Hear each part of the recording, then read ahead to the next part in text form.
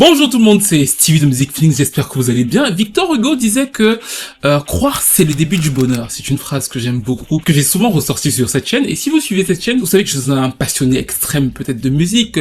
Dans un certain sens, la musique pourrait paraître pour moi comme une sorte de religion, mais surtout la musique pour moi c'est le langage des émotions. Et les émotions c'est des choses qu'on n'efface pas, on n'efface pas quelque chose qu'on a ressenti. Et la musique pour moi, et c'est pour ça d'ailleurs que je suis assez cohérent sur les sujets que je défends depuis des années, que ce soit sur la suppression de la musique, la cancel culture, c'est parce que je pense que la musique transperce quelque chose que personne ne peut toucher, l'indicible. Que vous aimiez une chanson, que vous ne l'aimiez pas, elle suscite une émotion, c'est-à-dire que ce soit des ondes de Flurry qu'on a à plusieurs reprises critiquées,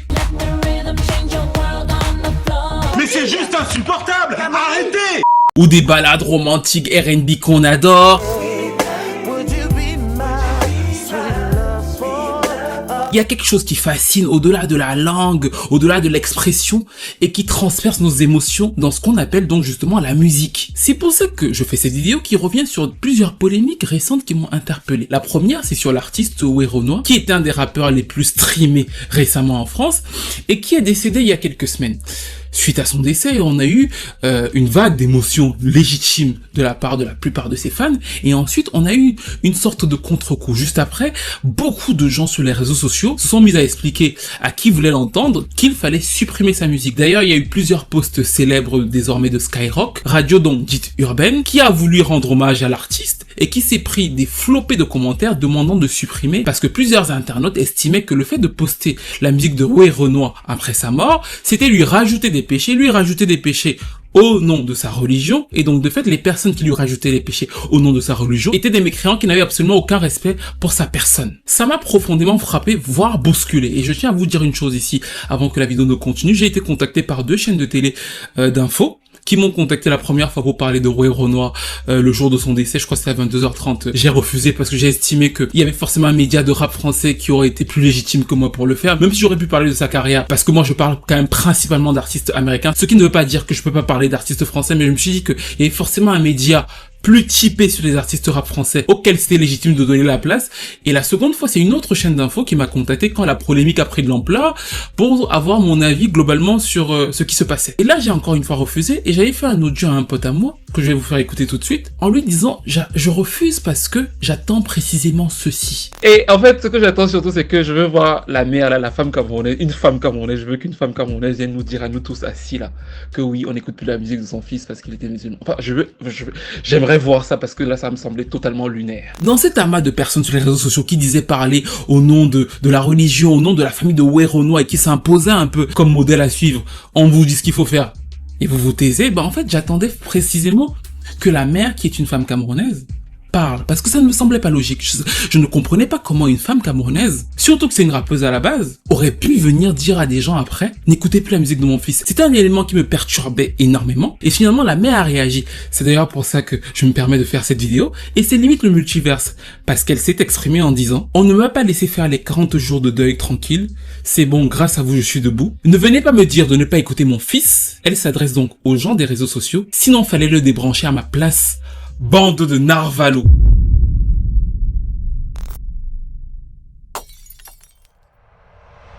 Une ambiance un peu cinématographique, un petit truc de polar, un petit truc un peu sombre, un peu dilettant. Imaginez-vous dans des rues du 93, en train de parler d'ascension, d'envie de réussir, de chute, de trahison. C'est un peu dans cet univers-là que s'inscrit le rap de Werenoi. D'ailleurs, moi, la première fois que je l'ai écouté, j'ai trouvé qu'il avait très bien trouvé son pseudonyme, parce que justement, le style est souvent inspiré d'une trappe très minimaliste. Je te connais pas, je suis pressé donc après, nous c'est les apaches, nous c'est les rapaces. Une voix autotunée grave. Ils ont la haine, on va les allumer, s'il y a des grosses. Et en fait, c'était pas un bête de kicker. C'est pas non plus le gars qui va te raconter une histoire incroyable avec un storytelling incroyable. En revanche, sa grande force, c'est le gars qui te plonge dans une ambiance sombre, dilettante, parfois inspirée un peu de films. D'ailleurs, c'est comme ça qu'il va percer avec Scarface. Tu nous guettes d'un air mesquin, vu qu'on n'est pas des misquines. Et surtout dans la manière dont les bacs sont faits, souvent la structure est en crescendo.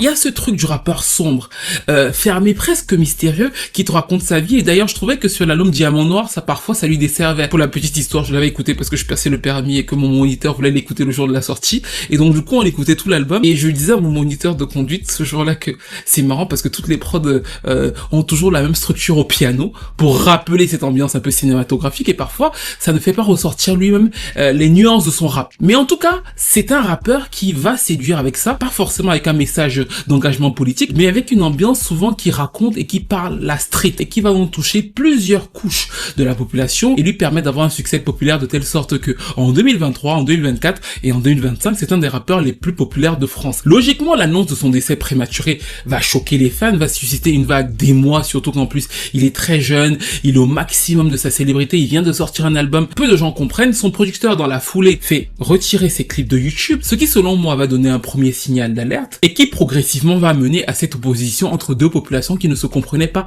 exacerbée par ce dont on a déjà parlé à plusieurs reprises sur cette chaîne, à savoir les réseaux sociaux.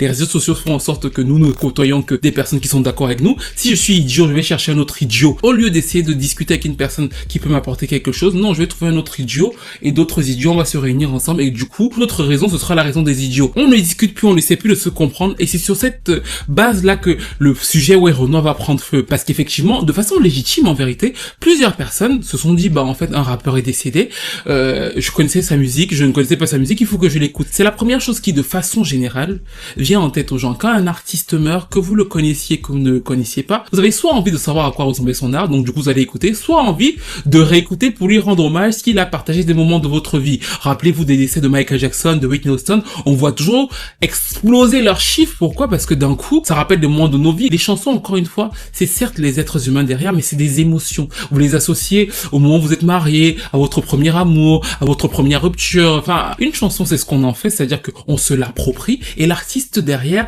devient un relais, pas forcément entre lui et nous, mais entre la chanson et l'émotion qu'il a procurée en nous. C'est pour ça que les chiffres des artistes, après leur décès, très souvent s'envolent. Et la France n'échappe pas à cette règle-là. Johnny Hallyday, quand il est mort, ça a explosé les chiffres. Et souvent, d'ailleurs, les chaînes de télé ou alors les chaînes de radio commencent à diffuser à foison les chansons des artistes quand ils décèdent. Pourquoi? Parce qu'on estime que c'est la meilleure façon de leur rendre hommage. C'est ce qui s'est exactement produit au décès de Werenoi, parce que Skyrock, qui est une des radios qui faisait pas mal la musique de Werenoi et à laquelle il s'est rendu. La confiance n'empêche pas le contrôle, demande au Condé.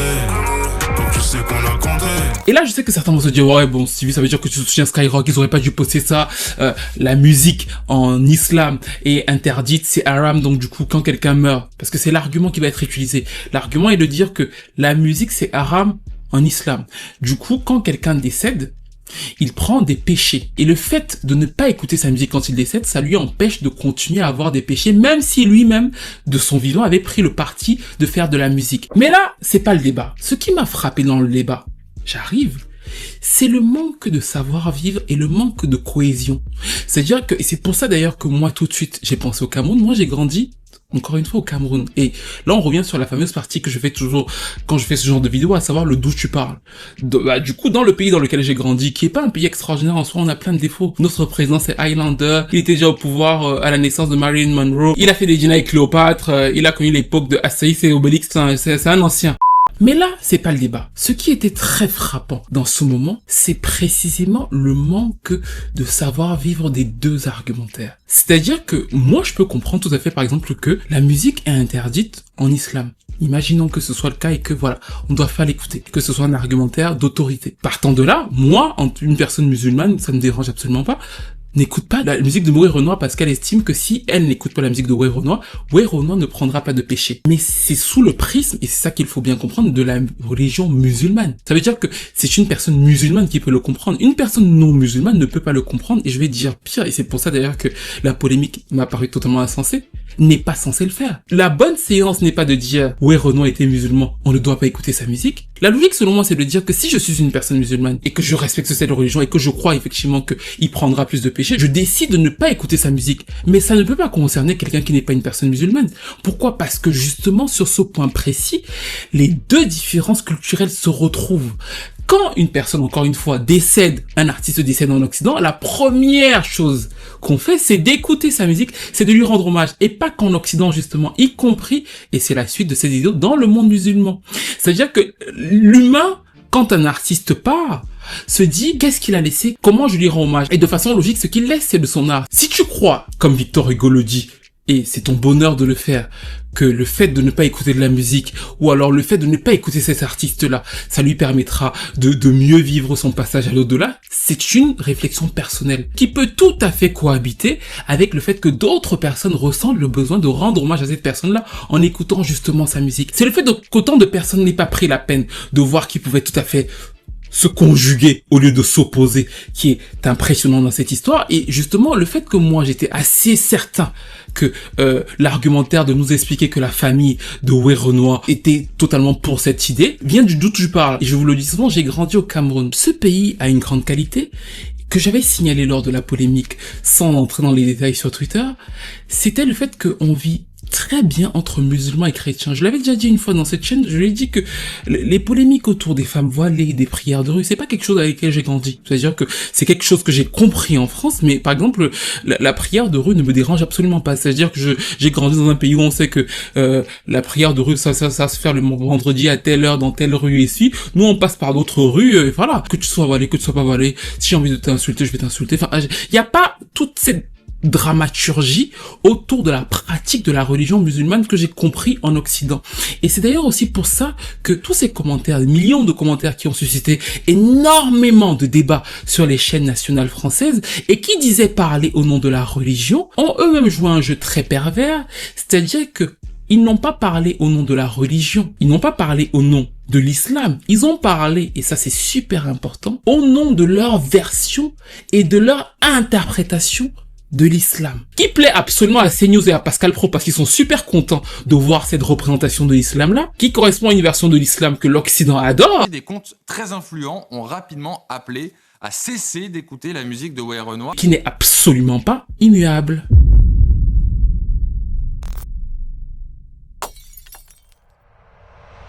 Alors la musique, n'oubliez pas ce que je vous ai dit au début de cette vidéo, c'est le langage des émotions, c'est parfois ce qui traduit ce qu'on ne pourrait pas exprimer nous-mêmes. Il y a plein de chansons que vous aimez qui traduisent ce que vous avez ressenti et que peut-être vous ne pourrez jamais exprimer avec vos propres mots. Mais la mélodie, la manière dont l'artiste le porte, ça parle pour vous en fait. Il y a cette petite anecdote de Single là que j'aime beaucoup. J'avais eu une interview avec lui il y a très longtemps et il avait raconté que un jour comme ça, en fait il est dans un transport, je suis dans un taxi et il entend passer à la radio une chanson et il n'entend que la fin de la radio. Cette chanson c'est Avec classe de Corneille et il adore la chanson, il se dit oh putain mais c'est quoi cette dinguerie et tout, il est à fond mais il sait pas qui c'est. Donc du coup, il me raconte que il va passer plusieurs jours à écouter la radio et tout, en espérant retomber sur le titre. Et j'aime cette histoire, pourquoi? Parce que il sait pas que c'est Corneille, il sait pas qui c'est.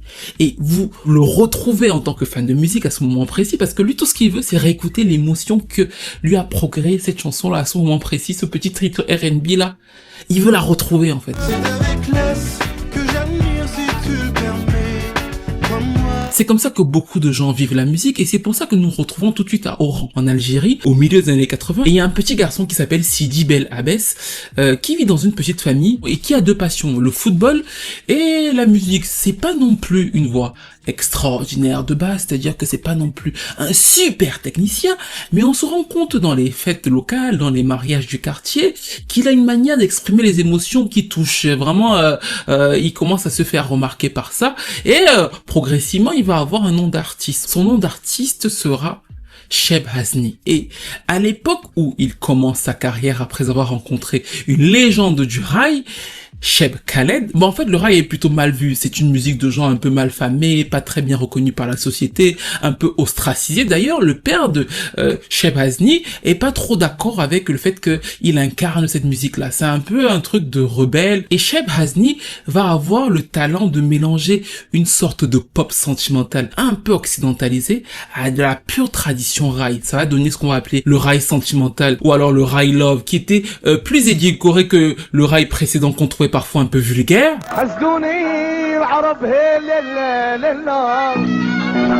Et les succès vont arriver avec des titres comme El Visa, Baïda mon amour. البيضة مون امور يا انا نبغيها بلا سحور وياه هضرتوا فيا قلتوا ما Et là, vous vous dites certainement, ok, Stevie nous amène dans la musique arabe, on connaît pas forcément. Pourquoi est-ce qu'il nous parle de ce monsieur en plus dans une vidéo sur Way Renoir à la base? En fait, c'est parce que, pour la petite histoire, il y a une dame que je connais qui a un institut. Je lui fais d'ailleurs un big up. Elle me dit, il faut absolument que tu parles de Cheb Hasni. Moi, je savais pas qui était Cheb Hasni. Elle me dit, franchement, il faut que tu en parles. C'est un super chanteur. Et en vrai, comme je suis curieux, 2-3 fois, j'ai écouté en passant pour essayer de savoir ce que ça donnait. Et en plus, à l'époque, j'essayais de repérer des titres R&B chantés en arabe. Et donc du coup j'avais écouté, voilà, sans trop m'intéresser à ça. Récemment, en structurant les sujets que je dois aborder pour cette fin d'année, j'ai repensé à lui. Du coup j'ai retapé comme ça sur internet. Et lors de la polémique de Way Renoir, j'ai repensé à lui par rapport à ce que j'avais vu de son histoire. Pourquoi? Parce que Cheb Hasni va devenir un phénomène en Algérie. Pas simplement pour savoir, parce qu'encore une fois, quand vous l'écoutez, c'est pas non plus si... Il y a des chanteurs rebeux beaucoup plus techniques que lui. En revanche, ce que lui, il a, c'est qu'il raconte les histoires de façon très profonde, très incarnée.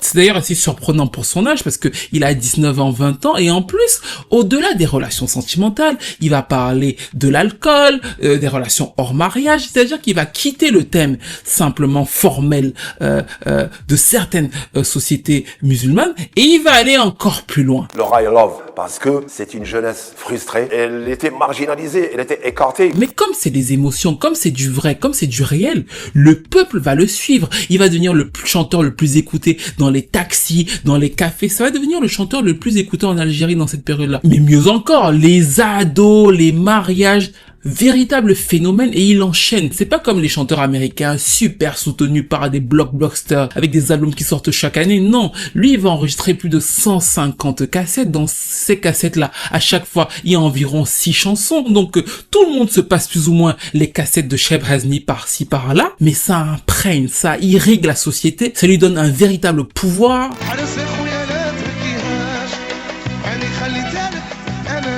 Dans les histoires musicales qu'on s'est faites à plusieurs reprises, dans ce genre de cas de figure, tout va pour le mieux, tu commences à étendre ton territoire, tu commences à aller encore plus loin. Sauf que dans l'Algérie du début des années 90, il commence à y avoir des groupes plus extrémistes religieusement, qu'on va appeler les JAI, groupes islamistes armés, qui essaient de, selon eux en tout cas, reprendre la société en main. C'est-à-dire que c'est souvent le même schéma. On va critiquer les artistes, les intellectuels, les femmes non voilées et tout ce qu'ils considèrent comme déviant. Partant de là, l'une des icônes de ça pour eux, c'est le jeune Cheb Hasni, c'est-à-dire qu'il commence à recevoir pas mal de menaces de mort, on trouve plusieurs de ses chansons totalement immorales et on le lui fait savoir, ce qui entraîne une panique dans son entourage pour sa sécurité. Plusieurs personnes, et il n'a que 25 ans, c'est un bébé, lui disent qu'il faudrait plutôt qu'il quitte Oran, il faudrait qu'il quitte l'Algérie parce que il a une autorité, il peut aller ailleurs et continuer à chanter. Ce que lui va refuser de faire, il va considérer qu'il est le chanteur du peuple, qu'il aime son pays, il va rester chez lui. تاع البلاد ولا فاسيليتي تاع ولا سامبليسيتي تاع هي اللي خلاتها هنا. Le 29 décembre 1994, Cheb Hasni est assassiné devant son domicile à Oran. Il n'avait que 26 ans et c'est un décès qui va provoquer des émeutes en Algérie. Des milliers de jeunes vont être dans la rue à pleurer leur idole, à pleurer le sort cruel qui va lui être réservé. C'est ici qu'on lui a tiré dessus, c'est là qu'il était allongé, on le dit souvent, mais surtout, dans leur peine, ils vont hurler quelque chose. Hasmi Msha Rai Rebka. Je suis désolé pour l'accent. Mais ce que ça veut dire, et qui est extrêmement fort, c'est Hasni est parti, mais le rail reste. Et c'est là toute la force de l'histoire. Pourquoi? Parce que comme il y a une sorte d'oppression autour de la musique de Hasni, au début même il y a une sorte de contrebande de cassettes qui se fait pour écouter sa musique. Ce truc est révolutionnaire quand même parce que musicalement il change quasiment plein de codes. Mais ils peuvent pas l'écouter tout de suite donc il y a une contrebande qui se fait mais ils ne l'abandonnent pas. Ils vont le porter en fait. Ils vont le porter contre tout ce qu'il y avait autour d'eux et au-delà de la peur, de telle sorte que discographiquement, ses premiers albums listés en tant qu'album arrivent en 97, c'est-à-dire que quelques années après son décès. Et je vous invite aujourd'hui, pour ceux qui l'auraient découvert récemment comme moi, à voir l'étendue de sa discographie et l'étendue de son impact bien après sa mort. C'est-à-dire que non seulement ses écoutes sont extraordinaires pour un chanteur, y compris un chanteur américain des années 90, mais discographiquement, il a tenu, c'est-à-dire qu'ils ont réussi à tenir pendant plus de 10 ans des albums successifs, réunir plusieurs de ses tubes et les réimprimer en tant qu'album, et son héritage est colossal. Plein d'artistes que vous connaissez, quand vous écoutez les interviews de Soul King, de Faudel et plein d'autres, ils vous citent toujours Shebazny en tant qu'influence majeure de la musique raï actuelle. Mais tu vois comment c'est magique Hasni quand même. Quelques accords mélancoliques, tu mets Hasni, ça marche. Il m'a beaucoup inspiré, beaucoup inspiré. Jusqu'au jour d'aujourd'hui, j'écoute encore. Pour moi, c'est une légende, tu vois. Et c'est là où la logique des personnes qui se sont érigées pour demander de supprimer la musique de Werenoi, ou alors demander, imposer de ne plus écouter ou de ne plus diffuser la musique de Werenoi, et s'arrête. C'est-à-dire que, en fait, premièrement, ils l'ont fait au nom de la religion, mais ce n'est pas vrai. C'est au nom de leur interprétation de la religion qui, au demeurant, est tout à fait respectable. Moi, je respecte le fait que tu puisses penser qu'il faille supprimer la musique d'un artiste musulman décédé. Je respecte aussi le fait que tu puisses décider, toi, à titre personnel, de ne pas écouter la musique d'un artiste musulman décédé. Mais la nuance, encore une fois, c'est que c'est ce que tu choisis de faire ou de croire. Je peux pas te juger, les êtres humains croient en ce qu'ils veulent. Je n'aurai jamais le toupet de dire à quelqu'un de ne pas croire ou de croire en quelque chose. En revanche, la nuance qui est mise en exergue ici, c'est que, ce n'est pas la seule interprétation possible de l'islam, mais surtout le fait de la donner parce qu'on était sur les réseaux sociaux et que c'est comme ça qu'on parle sur les réseaux sociaux, à savoir que c'est ça de façon autoritaire, vous allez faire ce qu'on vous a dit et vous vous taisez, en fait ça donne une image souvent limitatrice de l'islam qui ne correspond pas à la réalité de plein de pays musulmans. Quand vous repartez sur l'histoire de Shebazny, encore une fois, la musique étant le langage de l'émotion, vous ne contrôlez pas vos émotions. Donc du coup, les personnes qui vous procurent des émotions ou alors qui vous accompagnent dans certaines de vos émotions via leurs chansons, c'est l'une des choses les plus universelles de vouloir les prendre avec vous, alors de les transporter quand ils s'en vont. Pire encore, comme dans le cas de Shebazny, quand ils s'en vont de façon cruelle. C'est pour ça que son héritage est passé de grands-parents à parents, à enfants et à petits-enfants. Ils l'ont porté et ça ne fait pas de pour autant des personnes qui ne respecteraient pas la religion. Au contraire. Je retrouve encore des personnes qui me rabâchent, essayent de nous faire encore d'autres reprises de Shebazny. Même la nouvelle génération n'a pas oublié Hasni. D'ailleurs, si on analyse, il y a souvent un réflexe identitaire dans la manière de s'accoler à la religion chez pas mal de gens en Occident et qui se différencie souvent chez ces personnes-là dans d'autres pays musulmans. C'est pour ça que souvent, quand vous voyez ce genre de polémique en France, plusieurs personnes au Maroc, au Maghreb par exemple, sont surprises de voir la différence entre la manière dont c'est vu en France et la manière dont c'est vu chez eux. Et pourtant, ce sont aussi des pays musulmans. Ce qui n'invalide pas, et je le répète, la manière dont les personnes en France le pensent. Ce que je veux juste dire, c'est que le fait qu'elles le pensent ainsi n'est pas un argumentaire d'autorité sur la religion musulmane. Et quand elles le font passer pour un argumentaire d'autorité sur la religion musulmane, les seules personnes qui sont fières d'avoir ça en face d'eux, ce sont leurs opposants de droite ou d'extrême droite qui peuvent résumer la religion musulmane à ça et faire le parallèle entre lumière et obscurantisme qu'ils aiment tant. Werenoi. Il était camerounais, il se veut musulman et il semblerait que ce soit ceux qui ont cette référence qui cherchent à le trouver. Parce qu'on voit que non seulement la mère de Werenoi n'était pas d'accord, mais en fait la polémique sur cette suppression de chansons ressemblait à certains égards, ou totalement d'ailleurs, à la polémique sur les fameuses chanteuses en Iran.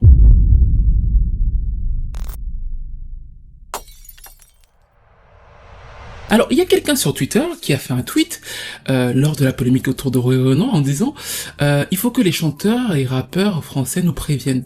Tous les rappeurs et chanteurs français musulmans devraient nous prévenir parce que là tout de suite il y a une incompréhension, c'est-à-dire que on a vos chansons dans nos playlists et du jour au lendemain comme ça on nous dit que parce que vous êtes morts ça vous ramène des péchés et il faut supprimer. Et du coup les péchés ça s'arrête quand vous chantez, ça comment ça se passe. Et moi j'ai bien aimé ce tweet parce qu'il a pointé une contradiction, mais une contradiction encore plus profonde, une contradiction parce que plein de gens ont commencé à réagir en disant oui non mais on vous a dit de pas écouter Renoir et c'est tout, fermez vos gueules et tout. Pourquoi? Parce que je pense sincèrement que plusieurs des personnes qui étaient dans l'injonction de ne plus écouter Renoir répétaient un message sans en comprendre la totale portée. Si la musique est haram et qu'on s'inscrit dans un territoire où la musique est haram, moi ça m'a directement rappelé l'Iran. Pourquoi? Parce qu'il y a 4-5 ans, j'avais fait un TikTok sur une polémique qui était chaude en Iran. C'était le fait que les artistes américaines féminines étaient supprimées de leurs propres albums sur les sites de streaming iraniens. C'est-à-dire que vous pouvez voir là des pochettes. Peut-être que vous aviez vu mon TikTok à l'époque et en fait, en chaque fois on supprimait le visage des artistes et ça m'avait beaucoup surpris à l'époque. Je m'étais dit mais c'est quand même bizarre que ça se passe comme ça. Et j'avais commencé à faire des recherches pour faire une vidéo YouTube. Finalement, une YouTubeuse que je connais bien, que j'aime beaucoup d'ailleurs, m'avait dit non, ne fais pas la vidéo YouTube, ça peut servir à l'extrême droite. Et j'avais commencé à contacter certaines artistes iraniennes. Enfin bref, finalement j'ai pu faire cette vidéo, mais la polémique sur Renoir m'a rappelé à ça. Pourquoi? Parce qu'effectivement en 1979, il y a la révolution en Iran, il y a un nouveau régime qui s'installe, qui va justement estimer à son droit, moi je suis pas dans la critique de ce que les gens pensent, je suis dans l'analyse de ce qu'ils font. Et donc du coup ils vont estimer que l'Occident est plus ou moins décadent et que la musique c'est haram, la musique est une corruption morale, chose que chacun peut penser à sa manière, encore une fois, mais ils vont l'appliquer. C'est-à-dire que c'est haram, et donc du coup, ils vont se fermer tous les studios, et l'Iran est un pays assez productif en termes de musique, donc du coup, ils vont fermer les studios iraniens, de musique, les labels, tout va s'effondrer, les chanteurs populaires vont être mis à l'écart, et spécifiquement d'abord les chanteuses féminines. Ils vont estimer que les voix féminines étaient un peu érotiques, donc du coup, les femmes vont être interdites de chanter dans l'espace public. Ils vont estimer que la musique excite les passions, détourne la prière et affaiblit la société. Et là, ça va créer un séisme total pour plein d'artistes iraniens. Il y a une chanteuse iranienne qui s'appelle Gougouche, que j'avais découvert justement à cette époque-là, qui est une légende de la musique iranienne. Quand elle commence sa carrière, c'est une Iranian baby, c'est-à-dire que elle commence très jeune, à l'âge de 7 ans. Elle chante en espagnol, en français, en anglais, en iranien, en arabe, c'est-à-dire qu'elle chante en toutes les langues. Elle est super moderne, elle a un succès incroyable. Et quand 79 arrive, en fait, elle est interdite de chanter. Pendant 21 ans, elle ne va plus jamais chanter de sa vie, jusqu'à ce qu'elle s'exile hors de l'Iran. Elle arrive aux États-Unis et elle va faire un concert, et c'est son premier concert. Il va y avoir des milliers de personnes en train de pleurer parce que ça faisait plus de 20 ans qu'on ne l'avait plus entendu chanter. Elle avait plus le droit de chanter en Iran. Mais elle n'est pas la seule, il y a une autre chanteuse et actrice iranienne qui s'appelle Marjan, qui a cartonné dans les années 60 et années 70, et quand la révolution iranienne est arrivée, et qu'elle a voulu continuer, elle, à chanter, elle a fait 6 ans de prison pour avoir chanté, mais elle n'a jamais renié son art. Ça, c'est super intéressant, c'est-à-dire que elle a toujours défendu le fait de chanter, elle est sortie de prison, elle a fait 14 ans sans chanter, elle a fini par s'exiler du pays. Continuer à chanter et à soutenir les femmes et les hommes en Iran. Pourquoi les hommes? Parce qu'effectivement, moi, je conçois et je respecte le fait que quelqu'un puisse me dire, et d'ailleurs, même dans la religion chrétienne, il y a plein de personnes qui vous disent souvent que la musique, c'est diabolique, ils écoutent pas la musique mondaine et ce genre de choses.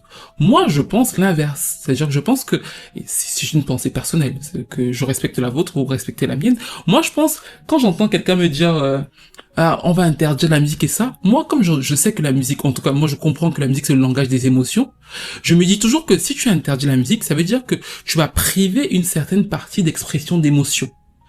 Partant du fait que je sais que tu vas priver une certaine partie de l'expression de l'émotion, je suis sûr que tu vas priver la liberté. C'est ce que moi je comprends en fait, quand quelqu'un interdit la musique. Alors certaines personnes comprennent d'autres choses, mais moi, c'est ce que je comprends. Dans un climat où on interdit la musique et qu'on commence par les femmes, en fait, factuellement, les hommes aussi vont être touchés et plusieurs autres artistes masculins iraniens vont devoir s'exiler.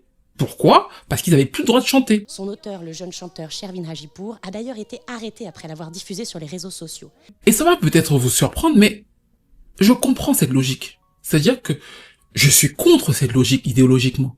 Mais je la comprends, pourquoi? Parce qu'au moins, elle est structurée intellectuellement de dire que personne ne chante, personne ne le fait. Et donc du coup, on va vous torturer ou alors vous ostraciser si vous le faites. Et d'ailleurs, il y a une chanteuse qui s'appelle Parasto Amali qui a fait le buzz plusieurs fois. D'ailleurs, je pense que les médias internationaux, si vous regardez un peu ce genre d'histoire, parlent souvent d'elle. Récemment encore, elle a provoqué le régime il y a peut-être 6-7 mois en décembre là. Elle a fait un concert en Iran en train de chanter sans son voile, ce qui est extrêmement dangereux.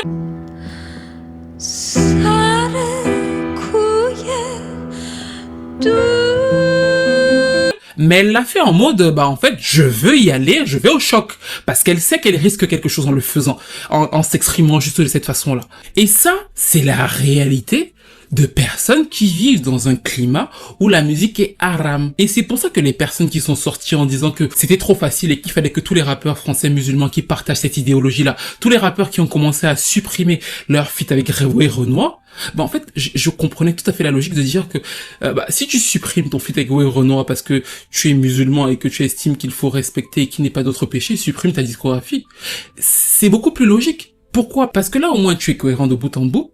Et qu'il n'y a pas ce regard limite méprisant avec les personnes qui, eux, dans leur quotidien, vivent vraiment avec la pression de savoir ce que c'est que la musique est haram et qui sont obligés de le respecter. On ne peut pas non plus être en mode le matin, je chante comment je brasse les lovés, à midi, je chante comment j'enfourche les aspects, et à 19h, nous dire à tous, oh, n'écoutez pas parce que Dieu va me punir. Bah, en fait, parce que c'est complètement illogique de le faire juste pour Renoir et d'aller écouter un autre rappeur musulman ou alors un autre rappeur tout court. Ça n'a plus de sens, c'est de la cosmétique.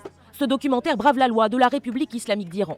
Chanter en public, lorsqu'on est une femme, y est interdit. Deuxième point, même dans les pays où cette vision existe, et elle est de façon totale, vous voyez toujours une rébellion de la population, parce que pour moi, encore une fois, la musique, c'est les émotions, et que beaucoup d'êtres humains sont reliés à leurs émotions. C'est pour ça que en Iran, il y a des VPN où vous voyez que les chiffres des chanteurs interdits explosent sur YouTube et sur plein d'autres plateformes, parce que justement les gens, plus tu vas les empêcher de toucher à quelque chose, plus ils vont essayer d'y toucher, surtout quand ça peut toucher à l'instinct plus ou moins primaire de ce qu'est la liberté. C'est-à-dire que quand tu as déjà goûté à quelque chose, ou qu'on te fait comprendre qu'il y a quelque chose auquel tu peux goûter, qu'on te prive, et que cette chose est profondément reliée à un souvenir, une émotion, à quelque chose que tu as partagé, que tu voudrais partager, ben en fait, c'est encore plus difficile de te l'interdire. Donc en fait, il y a toujours une résistance face à ce point-là. Mais le troisième point, c'est que le sous-texte derrière ce truc,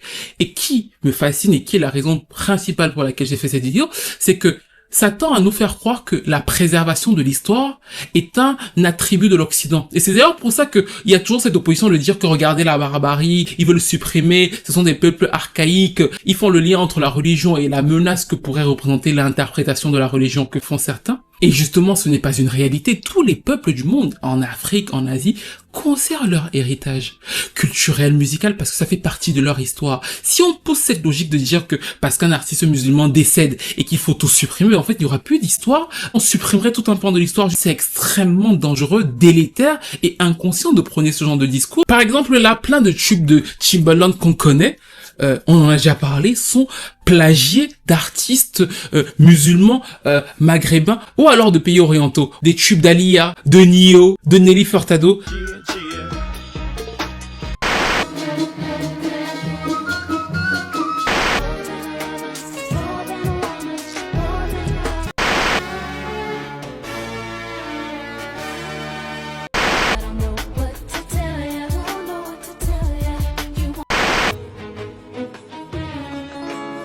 Bon, en fait, qu'est-ce qu'on devrait faire? On ne devrait plus écouter ces chansons-là parce que si on écoute ces chansons, à un moment donné, on peut tomber dans une sorte de burlesque que nous imposent les réseaux sociaux parce que les positions sont toujours super fragmentées, alors que je pense que la majeure partie des gens sont tout à fait capables de comprendre que oui, je peux avoir une croyance qui me demande de ne pas faire quelque chose. Ce n'est pas parce que j'ai cette croyance-là que l'autre sera obligé de me suivre ou alors de faire exactement comme moi. C'est-à-dire que c'est le basique pour pouvoir vivre ensemble. Et je pense d'ailleurs que c'est le basique pour garder la paix. Parce que je vous le dis très clairement, Siza est une artiste que j'aime beaucoup. C'est une chanteuse musulmane. Et en fait, si demain Siza décède, par exemple, imaginons que voilà, je ne lui souhaite rien de mal, mais Siza décède, le meilleur moyen pour moi de rendre hommage à Siza, ce sera d'écouter sa musique. De la même façon que peut-être que quelqu'un me dira que le meilleur moyen pour lui de rendre hommage à Siza, ce sera de ne plus le faire. Mais je pense pas que... alors, j'espère, je ne suis pas super en croyance, je suis pas un super chrétien ou alors un imam et ce genre de choses, donc je ne pourrais pas aller dans les textes pour vous dire ça, mais moi je crois peut-être une sorte de bon sens. Mais je pense que si Dieu est là et qu'il existe, il peut tout à fait comprendre que nos deux intentions soient finalement de rendre hommage à Siza. C'est-à-dire que on n'est pas obligé de commencer à se battre en se disant oui bah en fait toi tu écoutes SZA. Non, je pense que Dieu peut se dire bah en fait Stevie est ému, il a écouté SZA toute sa vie, bah en fait il fait écouter SZA à ses abonnés parce que voilà ça l'a marqué, c'est une partie de sa vie. Et il se dira je sais pas, Karen elle ne veut plus du tout écouter SZA parce qu'elle estime que si elle écoute SZA, bah SZA prendra des péchés et du coup nous pouvons tous les deux cohabiter et peut-être tous les deux de façon peut-être ridicule ou alors baba cool, mais je pense que c'est la façon la plus logique, envoyer de bonnes ondes à SZA.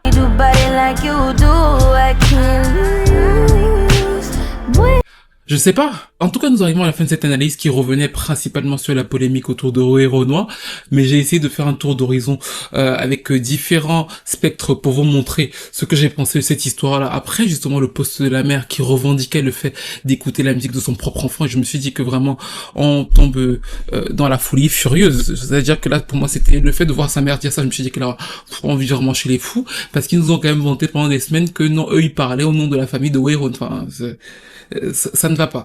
Donc du coup j'ai montré les contradictions de tout ça en vous précisant que moi en vérité c'est pas la religion, parce que ce ne sera jamais la religion pour moi, mais c'est toujours la manière dont les hommes l'interprètent et la manière dont effectivement le fait d'interpréter quelque chose et de le poser comme vision d'autorité peut être nocif, surtout que là dans le cas présent on a bien vu que c'est pas tout à fait tous les pays musulmans qui revendiquent la même lignée qui nous a été présentée dans l'affaire Way Renoir, et que même les personnes qui nous ont présenté une certaine lignée dans l'affaire Way Renoir la présentent sur Way Renoir, mais ne sont pas capables de le faire avec tous les autres rappeurs musulmans, et les rappeurs musulmans qui ont supprimé leurs chansons avec Way Renoir ne sont pas capables de supprimer leur propre discours. Enfin, c'est-à-dire que à un moment donné, les réseaux sociaux exacerbent des polarisations qui ont très peu lieu d'être. La seule bonne chose que j'ai trouvée dans ça, et qui est plus ou moins logique, c'est que autant ça a remis en avant les fameux débats qu'on aime tant en France sur l'islam, et qui pour moi n'avait pas lieu d'être parce que ce n'est pas une représentation de l'islam. La plupart des musulmans, encore une fois dans le monde, n'auraient pas compris cette polémique, mais surtout,